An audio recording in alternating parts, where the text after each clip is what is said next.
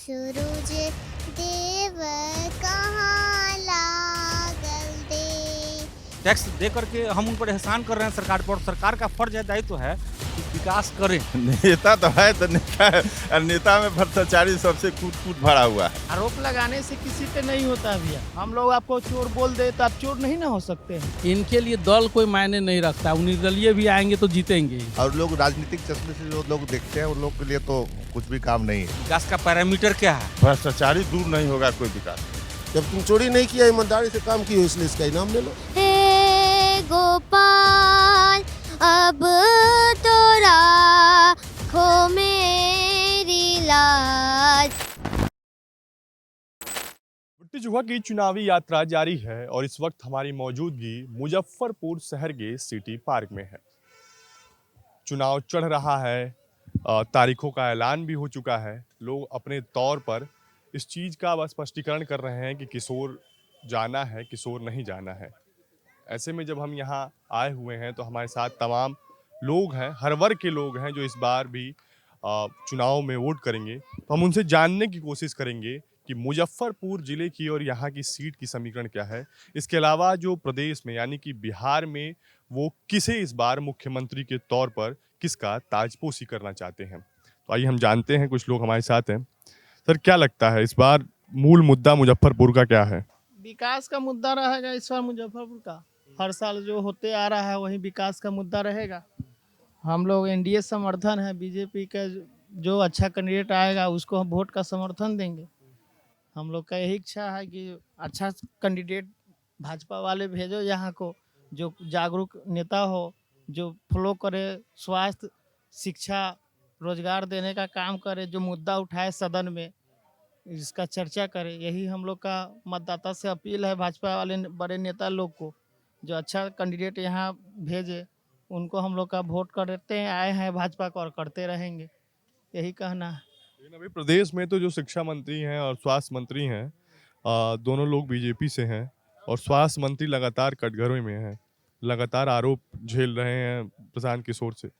तो क्या लगता है आपको कि एनडीए के समर्थक होने के बाद भी जिस तरीके के आरोप झेल रहे हैं इस वक्त स्वास्थ्य मंत्री मंगल पांडे, तो क्या इस बार कुछ लगता है आपको बदलाव? आरोप लगाने से किसी पे नहीं होता भैया। आरोप लगाने के सिद्ध किया जाएगा ना कि हाँ, हम अगर हमको आप चोर बोल रहे हैं तो उसको सिद्ध कर प्रमाणित करके देना होगा। तो प्रमाण के साथ सिद्ध कर। अभी उसको कहाँ कुछ हुआ, वो तो अब विपक्ष का काम है एक दूसरे को जलील करना, अपना वोट बैंक के लिए दूसरे को जलील करना, अपना जो रोटी सेकने के लिए किसी को नीचे स्तर का दिखा के अपना बाहुबली बनना। उससे साबित नहीं होता है। कोर्ट न्यायालय में वो दर्जी आजी करेंगे और उससे जो न्यायालय फैसला देगा उसको हम लोग मानेंगे ना कि हम आपको कोई चोर, हम लोग आपको चोर बोल दे तो आप चोर नहीं ना हो सकते हैं। वो न्यायालय, हम लोग न्यायालय पर भरोसा है, न्यायालय जो उचित डिसीजन देगा उसको मान करेंगे, यही तो है। चलिए देखिए, क्या लगता है इस बार मुजफ्फरपुर की जनता किस तरफ देख रही है? क्या विकास जो स्थानीय अभी जो सिटिंग एमएलए हैं, उनका कार्यकाल, आप 5 साल का जो कार्यकाल बीता है उसको किस तरह देख रहे हैं? देखिए 5 साल का इनका जो कार्यकाल रहा है अभी वर्तमान में, इसमें कुछ खास तो नहीं कर पाए हैं, लेकिन पूर्व में 15 साल इन्होंने रहा है मुजफ्फरपुर में, उस पीरियड में इनका बहुत ही अच्छा रहा है।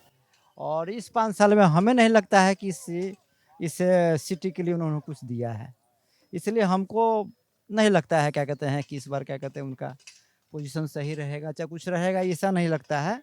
और विकास का मुद्दा तो सर्वोपरि है, रोजगार सर्वोपरि है। रोजगार जो सर गवर्नमेंट देगी, चाहे विकास जो करेगी, उसका तो वोट मिलता ही है उसका। बस यही सब चीज़ है, और क्या। स्थानीय स्तर पे तो विधायक ठीक है, लेकिन जो रोजगार लार्ज स्केल की बात है कि लार्ज स्केल पर जो रोजगार है वो राज्य की सरकार, जो जिसका गवर्नमेंट रहेगा वो लेकर आएगा। जो यहाँ के सिटिंग एमएलए हैं वो विपक्ष में हैं। तो इससे ये तालमेल का जो एक होता है कि विकास जो होता है विधानसभा स्तर का विकास हो, उसमें जो तालमेल होना चाहिए राज्य सरकार से, वो तालमेल तो ये बैठ नहीं पा रहा हो कि विपक्ष है। तो क्या यहाँ अभी भी मुजफ्फरपुर से ऐसा बात नहीं है। इनका अगर अभी रोड वार्ड नंबर 45 है, ये सब जो नया नया वार्ड सब जो है, जो माने जहाँ पर जो है कामकाज जो होना है वहाँ खूब कामकाज हुआ है। रोड नाला छठ घाट तक ले रोड बनाने का ये सब लकड़ी ढाई वगैरह में कर रहे हैं। ऐसा नहीं, बालू घाट में पूरा वार्ड नंबर 17 में पूरा काम चल ही रहा है पूरा। अब इलेक्शन आ गया और पैसा बाद में आया, तो होगा ही, ऐसा नहीं है कि नहीं है। विकास तो ये करते रहे हमेशा, मुजफ्फरपुर के जनता के हमेशा पहुंच में रहे हैं। माने उनको किसी भी काम में बुलाइए वो आते हैं, सारा चीज़ है। निर्दलीय भी जीते हैं, दल से भी जीतते आए हैं। इनके लिए दल कोई मायने नहीं रखता, वो निर्दलीय भी आएंगे तो जीतेंगे ही। इसमें विजेंद्र चौधरी अपना एक वो अलग पहचान है, खास पहचान है, उसके लिए कोई कहीं कुछ ये नहीं है। अब रहा बात कि एनडीए का, एनडीए की सरकार है, बिहार में उसकी सरकार है। हम लोग जनता है, हम लोग किसी को वोट दे सकते हैं, लेकिन अगर उनसे बेहतर कैंडिडेट आएगा और नया कोई अच्छा आएगा, हम लोग उसको समर्थन करेंगे, क्योंकि हमें नयापन चाहिए। हमें नयापन चाहिए जो स्वास्थ्य, शिक्षा, रोजगार में सिर्फ बके नहीं, कुछ करे। हाँ, अभी 17 महीना ही तेजस्वी रहे, उसमें बहाली का नीतीश जी ने कहा कि कहाँ से बहाली कर लेंगे।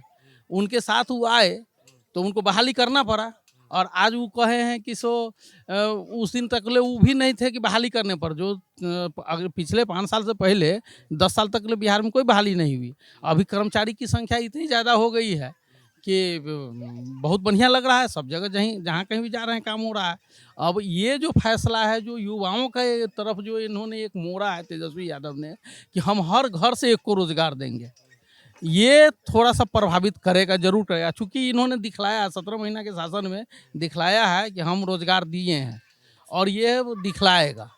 अब रहा बात कि इस नीतीश जी पीछे मुड़ते नहीं है, मुकरने नहीं, ये भी कई काम ले लिए। महिलाओं को दशा, तो वोट में पैसा बांटने वाली बात हो गई ना। इससे पहले तो ही नहीं किए थे, साल भर पहले करते, ऐसा तो किए नहीं। लेकिन पॉलिटिकल प्रोपेगेंडा है 10,000 रुपए देना। ये सब तो पॉलिटिकल है, ये है। वो राजनीतिक लोग जो भी करते हैं, चाहे जो भी करें, वो पॉलिटिकल ही करते हैं। जहाँ फायदा होता है वहाँ करते हैं। आखिर में बच्चे सब दिन से स्कूल में पढ़ रहे थे, उनको इसी समय क्यों उसका स्कॉलरशिप दुगुना किया गया? महिलाओं को रोजगार इसी समय, तो सभी महिलाओं को क्यों नहीं दे रहे हैं? ये वो जीविका है तो जीविके को हम देंगे, ऐसा तो नहीं है। सभी महिला को दिया। अब सब जीविका में जुड़ने के लिए अभी कितना भ्रष्टाचार बढ़ा हुआ है। कंप्यूटर वाले के यहाँ जाइए, पूछिए, सबके यहाँ सब है 1,000 2,000 रुपया ले करके, लग रहा है फ्री का पैसा आ रहा है, सब लूट लो। ऐसा तो नहीं होता है। सब जगह माने कि ऐसा काम किया है। रोड जहाँ कहीं भी है, आज यह नीतीश सरकार का देन है, इसमें कहीं कोई दो राय नहीं है। रोड जहाँ कहीं भी है, स्वास्थ्य में भी बहुत अच्छा काम हुआ है, एजुकेशन में भी बहुत अच्छा काम हुआ है, सब जगह काम अच्छा हो रहा है। लेकिन मुजफ्फरपुर का जो व्यक्तिगत जो देखिएगा, तो यहाँ के उम्मीदवार जो हैं, जो विजेंद्र चौधरी जो सिटिंग एमएलए है, वो भी अच्छे रहे हैं। पिछले बार सुरेश शर्मा थे तो ठीक है, उनका काम शहर में आप कहिएगा कि कम दिखा, लेकिन चाहे रोड, नाला, स्मार्ट सिटी उन्हीं का देन है। वो टाटा हॉस्पिटल लाए, सारा चीज़ है, तो वो लोग भी लाए हैं। काम होता रहा है, यहाँ काम सबका होता रहा है। लेकिन जनता है, अब जिसके पक्ष में जहाँ जब मतदान करे वो कर देती है। क्या लगता है सर, इस बार स्थानीय मुद्दा क्या है मुजफ्फरपुर में? ये डेवलपमेंट पे ही सारा काम हो रहा है। आज की डेट में अगर सरकार बदल रहा है, बार बार बने, अगर रिपीट हो रहा है, उसका रीज़न यही है कि काम हो रहा है, और काम दिखता भी है, जनता को भी दिखता है नहीं। और लोग राजनीतिक चश्मे से जो लोग देखते हैं, उन लोग के लिए तो कुछ भी काम नहीं है, लेकिन काम है और सबको दिख रहा है। मैंने आंखों से हर जगह डेवलपमेंट का काम दिख रहा है नहीं। बेसिक जो जो ज़रूरत है, सो महिलाओं के लेकर के या सबको जो भी है वो मिल रहा है। तो इस बार अच्छा चांस है नहीं। एक लड़की बहुत अच्छे गाना गाती है, इससे आप एक गाना सुना। हाँ, छठ का गीत। आ जाओ, गाना गाती हो तुम? गाना गाओ। सुना दो गाना। कौन सा गाना गाओगे? एक गाना गा दो, छठ का क्या गीत का। ए हो सूरज देव कहाँ लागल दे, ए हो सूरज देव कहाँ लागल दे, बाट में मिललानी अंधेरा के बेटा, बाट में मिललानी अंधेरा के बेटा, आँख दियट बल का लागल देव, ए हो सूरज देव का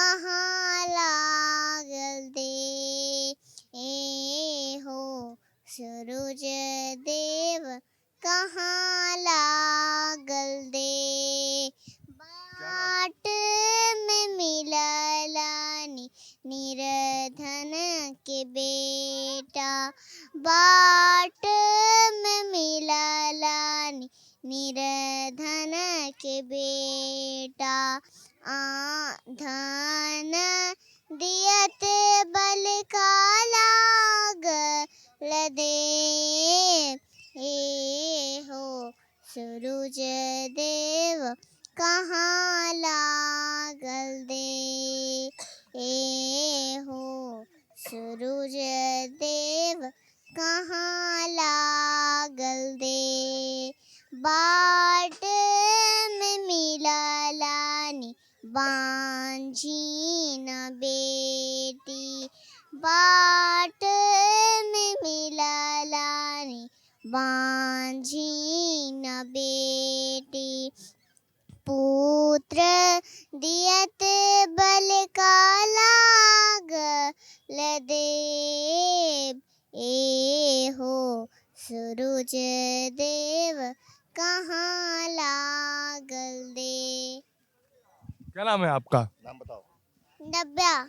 मेरा नाम है। आप रोज आती हैं? आप रोज आती हैं पार्क में? पहली बार आई है। पहली बार आई हैं। बहुत अच्छा गाया। क्या लगता है बहन जी आप लोग को इस बार चुनाव में किन मुद्दों पर आप लोग वोट डालने जाएंगे? क्या बोले? इस बार आप लोग वोट डालने जाएंगी ना? हाँ जाएंगे। क्या मुद्दा रहेगा इस बार जब आप लोग वोट डालने जाएंगे? क्या मुद्दा रहेगा? अब नीतीश जी तो अच्छा करवे किए हैं। महिला लोग के रोजगार दे रहे हैं, 10,000 रुपया दे रहे हैं। उन्हीं के ऊपर तो ही है। देखिए मात्र 10,000 रुपया दे रहे हैं, उससे नहीं हो जाएगा ना। और भी तो कुछ पैरामीटर होगा। पहले से भी कुछ किए हुए हैं। उन्हीं का सरकार है, कैसे नहीं किए हैं? वो भी किए हुए हैं पहले से। हाँ जी और विकास तभी होगा।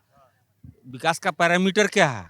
विकास का पैरामीटर जनता को निश्चित करना पड़ेगा।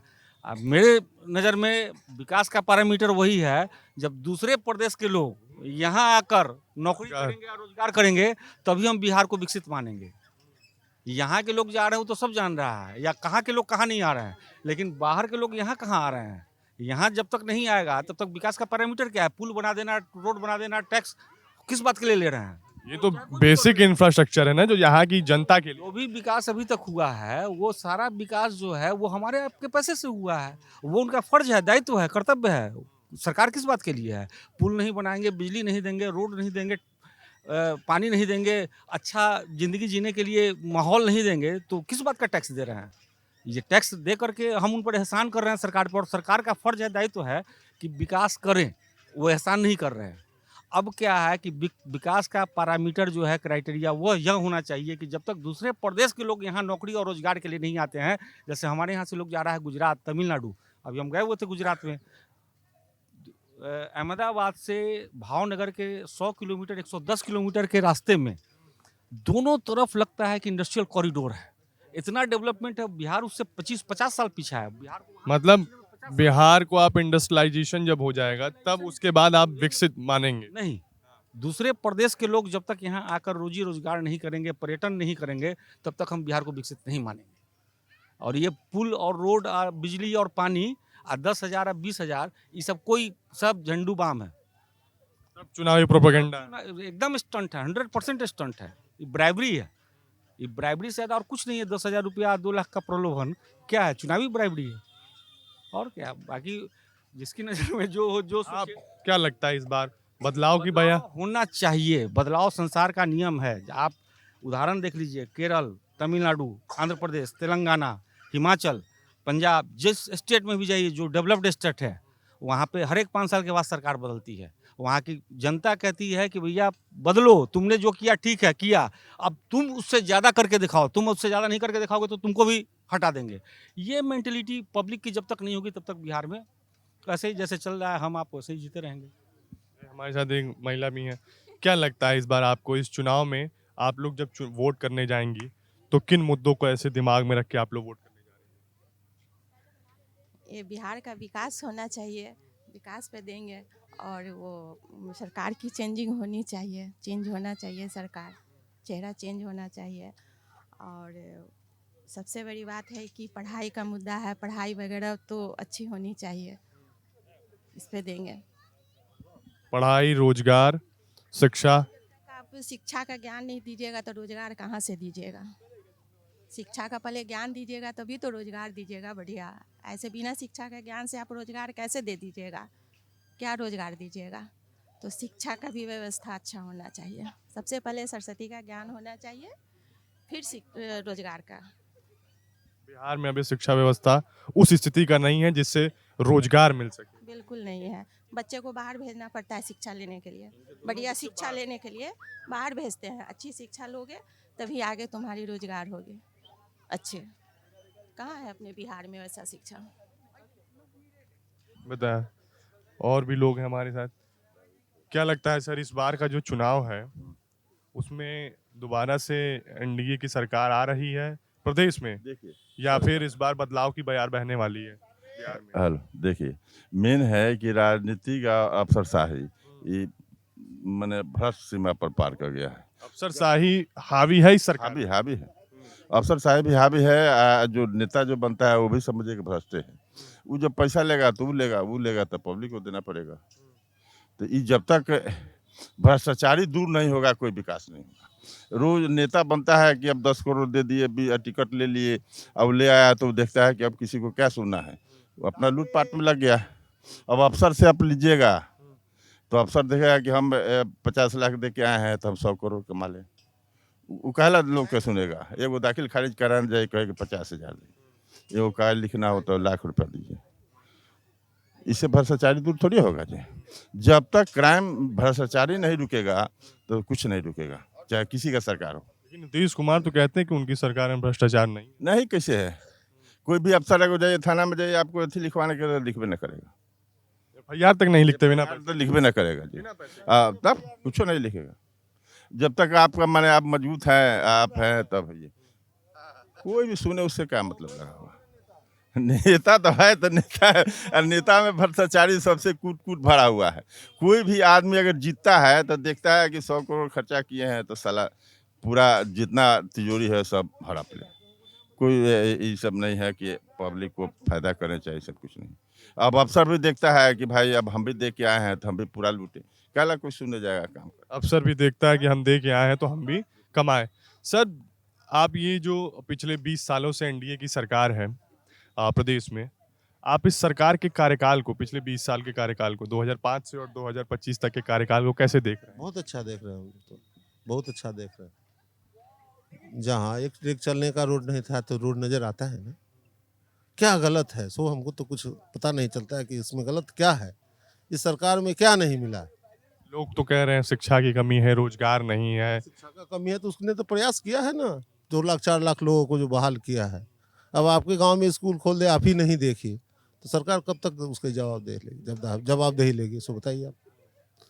सरकार की जवाबदेही क्या है कि आपके लिए सुविधा मुहैया करा रहे। आप अपने बच्चों के लिए क्या करते हैं? इसको स्कूल भेजते हैं, उसी में कोई बच्चा पढ़ता है, कोई नहीं पढ़ना चाहता, तो आप क्या कर लेते हैं उसके लिए? अब शिक्षक भी तो कुछ ऐसे हैं जो पढ़ाना भी नहीं चाहते हैं। नहीं, मैक्सिमम ऐसे शिक्षक है जो पढ़ाना ही चाहते हैं, बच्चा ही वैसा नहीं पढ़ाना ही चाहते हैं। इसकी गारंटी है। वो तब का जमाना और अब के जमाना में अंतर है। जब आपके द्वारा बहाल किया गया शिक्षकों को तब आपने मनमाना किया है। पहले क्या प्रक्रिया चला कि मुखिया के हवाले कर दिया, मतलब पंचायत के हवाले कर दिया गया कि आप अपने शिक्षक को चुनिए और आप उसे पढ़वाइए। उस समय भ्रष्टाचार हुआ। आज कौन बीपीएससी से बहाल कर रहा है? ये तो अभी बीपीएससी से बहाली हुआ है ना, अभी 10 साल पहले तक तो गलती को सुधार तो रहा है कोई ना। आखिर में वो जो पुराने टीचर हैं, इधर के 1-2 वर्षों में कितना अच्छा कार्य हुआ सो आप बताइए। बहुत अच्छे कार्यक्रम हुए हैं। लेकिन नौकरी की जो बात है, जो नौकरी बिहार में दी गई है बीपीएससी के तहत शिक्षकों को या फिर और अन्य विभागों को, उसका क्रेडिट तो तेजस्वी यादव लेते हैं। उनका कहना है कि जब उनकी सरकार आई, वो नीतीश जी के साथ आए, तो उन्होंने इसको लेके आगे इनिशिएट करा कि नौकरी देनी चाहिए, तो उसके बाद नौकरी फिर देनी शुरू की गई बिहार में। जब जो सत्ता में रहेगा, जो मुखिया रहेगा, उसका क्रेडिट होगा कि जो उसके साथ रहेगा उसका क्रेडिट होगा। नीतीश कुमार का एक ट्रैक रिकॉर्ड रहा है कि किसी के साथ भी रहकर उसको जो अच्छा लगा वही किया। किसी के कहने से आज तक, चाहे सत्ता में रहे उसका चाहे जाए, आज तक उसने उन लोगों के कहने पर आज तक उसने कुछ ऐसा काम नहीं किया है। इतिहास रहा है। नीतीश कुमार ने कभी सम्मान अपने स्वाभिमान के साथ नहीं, कभी नहीं समझौता किया। उसका सरकार रहा हो या चला गया हो, उसे कोई देना लेना नहीं था। लेकिन जो उसको अच्छा लगा उसने किया और बिहार को बहुत आगे ले गया। इधर के बाद किसको क्या नहीं दिया है उसने। एक आप नहीं समझते हैं, एक मजदूर, एक सब्जी बेचने वाला किसी से 2,000 रुपया लेता है ना, तो उसको हर रोज 200 रुपया उसको ब्याज चुकाना पड़ता है। उसको 10,000 रुपया दिया है कि तुम जाओ सब्जी बेचो, और कल से उससे कौन लेगा पैसा? वो तो संपन्न हो ही जाएगा ना। और 10,000 रुपया से किसी स्टेट के लिए क्या नफा नुकसान हो सकता है किसी गरीब को 10,000 मदद कर देने से? उसको तो बहुत बड़ा भला हो रहा है ना। लेकिन सर 2 करोड़ लोग ऐसा 10-10 हज़ार रुपया दिया जा रहा है और बड़ी जो नंबर है वो जो उधार लिया गया है केंद्र सरकार से राजस्व पे, तो उससे राजस्व पे भी तो प्रभाव पड़ रहा है। नो, वो छोटे से रकम से किसी स्टेट को कोई फर्क पड़ता है क्या? इतना छोटा रकम है, 5-7 हजार करोड़ है रुपया उसका खर्च लागत है, उससे किसी स्टेट को इतना बड़ा फर्क तो मेरे समझ में नहीं आएगा। बिहार जैसे राज्य को भी नहीं, उतने छोटे रकम के लिए क्या फर्क आएगा? इतना रेवेन्यू बिहार राज्य सरकार जनरेट कर रही है कि उससे उसके स्वास्थ्य पर, आर्थिक स्वास्थ्य पे कोई प्रभाव न पड़े। नहीं, इतना छोटा 10,000 रुपया बांट देने से बिहार सरकार को बहुत बुरी स्थिति में चली जाएगी, ऐसी कुछ तो है नहीं, मेरे समझ में तो नहीं।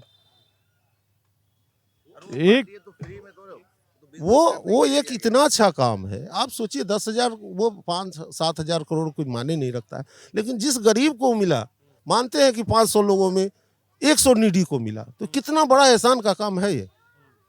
500 लोग मानते हैं कि उसमें 400 लोग नजायज ले गए, लेकिन 100 लोग जो सबसे नीचे पायदान पर खड़े हैं उनके लिए तो बहुत बड़ा राहत है। उसका व्यापार चलेगा, उसका घर चल जाएगा। इससे ज़्यादा कोई सरकार किसी के लिए क्या कर सकता है? अगर आपकी नजर आप लोगों को लगता है कि कुछ और उसको करना चाहिए, आप लोग सुझाव दीजिए। जिसने जो सुझाव दिया, गरीब को पैसा बांटो, तो उसने दिया। उसने कहा कि बिजली कुछ फ्री करना चाहिए, बहुत महंगा हो गया, चोरी तो नहीं हो रहा बिजली का, उसने भी 125 यूनिट कहा कि लो, जब तुम चोरी नहीं किया, ईमानदारी से काम किए, इसलिए इसका इनाम ले लो। उसने 125 यूनिट सब लोगों को फ्री किया, उसमें गरीब अमीर सब तो शामिल है। जब तक मैनुअल था तब तक तो चोरी ही होता था। मतलब जब तक लोग जाकर के जमा करते थे बिजली, तब तक तो उसमें तो चोरी ही होता था। जितने भी अफसर लोग थे, मान लिया हमारा 50,000 का बिल हुआ तो जाके हम सेटलमेंट कर दिए 20,000 25,000 में। अभी तो क्या है कि हम प्रीपेड कर रहे हैं, जितना रुपया पेमेंट कर रहे हैं पहले ही पेमेंट कर दे रहा है और उतना हमारा जलता है बिजली। तो उसमें लोग भी कैश में काम कर रहे हैं, तो उनका अब बिजली डिपार्टमेंट भी अभी प्रॉफिट में है। क्यों है? क्योंकि अब सब लोग जितना जलाना है उतना पेमेंट करेंगे, उतना उनका बिजली चलेगा। तो ये सब भी तो काम, जो ब्लैक मनी का जो काम था, बहुत सारे अफसर लोग इस पर अच्छा बेनिफिट उठाते थे, तो ये सब से बचत हुआ। बहुत लोग जो चोरी से बिजली जलाते थे, ये सब भी दूर हुआ। तो ये सब काम तो एक चीज देखने को मिला है इस सरकार में, अफसरशाही बड़ी हावी रही है सरकारों पर, और बिहार में शराब बंद हुए लगभग 5 साल से ज़्यादा का वक्त हो गया है, लेकिन आज भी बिहार में, चूँकि मैं कई दिनों से यहाँ रिपोर्ट कर रहा हूँ और मैंने स्कूल, जो प्राथमिक विद्यालय है वहाँ से लेकर जूनियर हाई स्कूल के विद्यालय परिसर के कॉरिडोर में भी शराब के कई बोतल देखे, उनका वो जो भी पीने जो भी आता है, जो पैकेट आता है वो देखा। तो किस तरीके से इतने कड़क मुख्यमंत्री होने के बाद भी, इतना ज़्यादा तमगा होने के बाद भी, कैसे एक जो अपने, क्योंकि उनका जिस तरीके से उन्होंने शराब बंदी को प्रोजेक्ट किया था, ऐसा लग रहा था जैसे वो उनका प्रेस्टीज का सवाल है कि नहीं, शराब तो बंद करके ही रहेंगे। तो किस तरीके से देखते हैं आप कि शराब बंद होने के बाद भी, इतने दिनों के बाद भी धड़ल्ले से शराब हर पूरे बिहार में मिल रहा है? देखिए, जिन लोगों को पीना है आज पी रहे हैं, और तब के पीने वालों में अंतर है।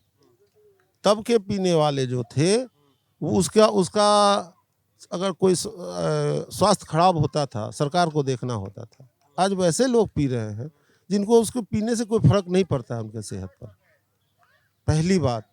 और वो लोग छोड़े हैं जिसके घर का चूल्हा नहीं जलता था, उसने दारू छोड़ा है। ये बहुत अच्छा कदम है, ये खराब कदम नहीं मानिए। जो व्यक्ति 500 रुपया 400 रुपया दिन का कमाता ही है, और एक बोतल शराब का दाम 500 रुपया है, तो बिल्कुल रूप से वो नहीं पी पाएगा। पिएगा? नहीं पिएगा। कौन पिएगा? हम ऐसे लोग पिएंगे जिसका कमाई लाखों में है, क्या फर्क पड़ता है उसको 200-500 से। लेकिन सर जैसे पैकेट दिखाई दिए थे हमें स्कूलों में, उन शराबों का दाम अगर आप उत्तर प्रदेश से, चूंकि वो उत्तर प्रदेश का टैग लगा हुआ था, उसमें मात्र 70 रुपये 80 रुपये लिखा था। तो आप जिन लाख रुपया 2 लाख रुपया कमाने वालों की बात करें, वो 70-80 रुपये की शराब तो नहीं पीते होंगे, वो वही मजदूर वर्ग के लोग पीते होंगे जो पहले शराब पीते होंगे। और एक चीज़ और है कि वो 70 रुपये 80 रुपये का शराब जो उस वक्त शराब बंदी नहीं हुआ था तो मिलता था, अब उसकी कीमत 4 गुना 5 गुना हो गई है। नहीं, अंतिम पावदान पे जो लोग खड़े हैं आज भी उसकी कमाई 400-500 से ज़्यादा नहीं है, वो नहीं पी सकता, नहीं है विकल्प। आपके यहाँ कोई मजदूर काम कर रहा है, उसको दारू पिला दीजिए, अलग बात है। जिसका 400 रुपया दिहाड़ी है, वह व्यक्ति किसी कीमत पर कैसे शराब पी लेगा? वो घर फिर क्या ले जाएगा? वो नहीं पी रहा है, वो नहीं पी रहा है। और सरकार का प्रयास तो यही होना चाहिए, जो अंतिम पावदान पर खड़ा है उसको कुछ सोचे। क्या लगता है शराबबंदी में सरकार विफल रही है या सफल रही है? विफलता के कारण है कि इतने बड़े स्टेट में अगर हम लोग का इच्छा ही नहीं होगा छोड़ने का, तो 100 विकल्प निकलेगा। इतना बेरोजगार लोग है, कुछ तो कुछ कर ही लेगा ना। उसे सरकार उसमें क्या कर सकती है? उसका जो सरकार से बन सकता है वो तो कर ही रही है ना। पुलिस का डिपोटेशन बढ़ा सकती है, बॉर्डर एरिया जो है उस पे पुलिस की जो कार्रवाई है, पुलिस को कार्रवाई अपनी तेज करनी पड़ेगी।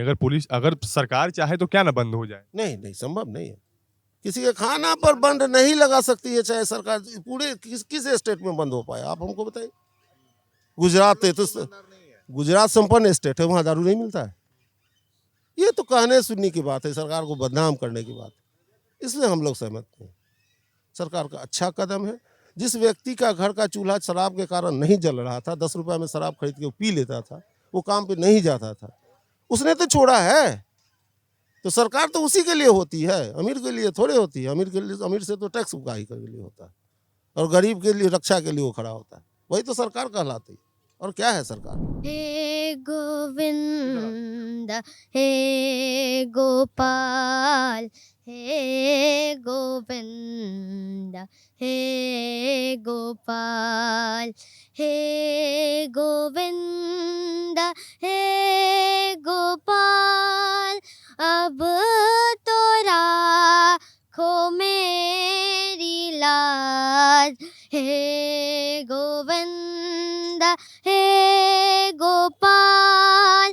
अब तो राखो मेरी लाज, हे गोविंद हे गोपाल, हे गोविंद हे गोपाल। तुम बिन कोई नहीं लेत खबर मेरी आज, तुम बिन कोई नहीं लेत खबर मेरी आज, हे गोविंद हे गोपाल, हे गोविंद हे गोपाल। विनती करूं बार बार, लेहूं सुधी एक बार। विनती करूं बार बार, लेहूं सुधी एक बार।